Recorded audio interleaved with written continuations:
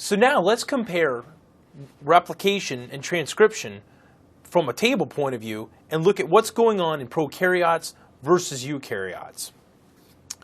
So at least in transcription for prokaryotes, you see that there's a single RNA polymerase that's required. It's an alpha-2 beta prime tetramer of proteins that come together and form a complex that will transcribe prokaryotic DNA into messenger RNA. For eukaryotes, we actually have 3 separate RNA polymerases that are going to accomplish this task. There's RNA polymerase 1. You can remember that RNA polymerase 1 is going to transcribe the most abundant RNA species, which is ribosomal RNA. And don't forget that this happens within the confines of the nucleolus. That's where the ribosomal subunits are going to be put together and exported out into the nucleus. There's one key exception to this, and you need to know this. This is the 5S ribosomal subunit. For some reason, the USMLE likes the fact that the 5S ribosomal subunit is not made by RNA polymerase 1. It's the only one that's going to be made by actually RNA polymerase 3. So keep that fact in mind. Now, some other facts is that prokaryotic transcription requires a sigma factor in some cases to initiate at a promoter site. The sigma factor will come along, bind to the promoter site, and that will then recruit the RNA polymerase to bind and to start transcription initiation. Notice in eukaryotes, there's no sigma factor, but transcription factors such as TF2D can bind before the RNA polymerase is able to bind. We'll take a look at this a little bit later. Finally, for termination, the Rho protein is a protein that aids the prokaryotes in termination of transcription, whereas in eukaryotes, there's no Rho protein needed. So if you see a case where there's a Rho protein involved in termination of transcription, you can bet that they're talking about prokaryotes and not eukaryotes. Probably the most important aspect of this figure is the following. It's down here at the bottom, and you see that what inhibits prokaryotic versus eukaryotic transcription.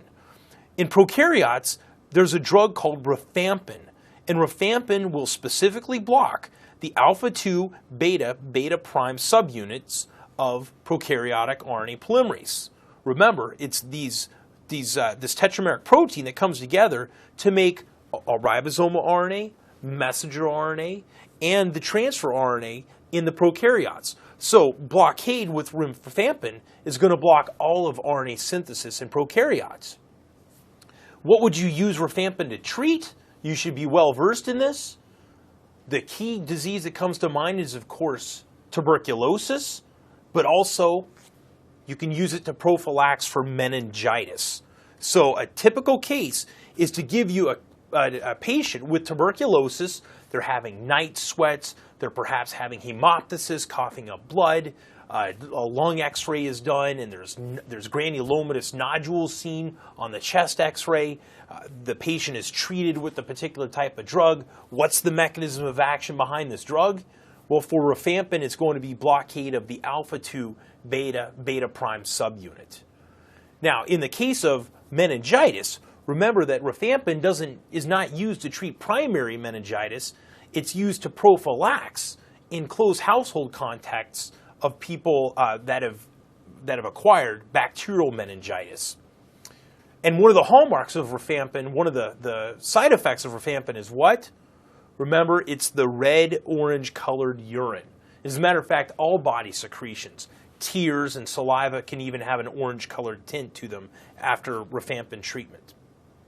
While we're on the subject, can you remember the 3 other drugs that are used to treat tuberculosis? Not necessarily, they're not going to block prokaryotic transcription, but what are those other drugs? Well, there's 4, one of which is rifampin. The other 3 are pyrazinamide, ethambutol, and isoniazid. You'll hear about isoniazid later on in this review. As far as eukaryotes go, there's only one real inhibitor that we have to concern ourselves with, and that's alpha-amanitin. Alpha-amanitin is a toxin that's made by a certain type of mushroom that grows in the wild. It's called the death cap, or the Amanita phalloides mushroom. Now, mushroom picking may be a hobby of some, But if you're going to pick mushrooms and eat them, you better know what you're doing. Because if you pick one of these mushrooms and you eat them, the toxin, the alpha-mannitine toxin, will completely ruin your liver. You'll go into liver failure and die if you don't get a liver transplant. Now, why does this happen? It's because the toxin from this mushroom is going to specifically block the eukaryotic RNA polymerase. In fact, it blocks RNA polymerase 2, so you should know that it's going to block messenger RNA synthesis specifically. Not ribosomal RNA, not transfer RNA, but messenger RNA synthesis. As far as actinomycin D goes, this is more of a laboratory experimental type drug. It isn't something you'd be asked about on the board exam.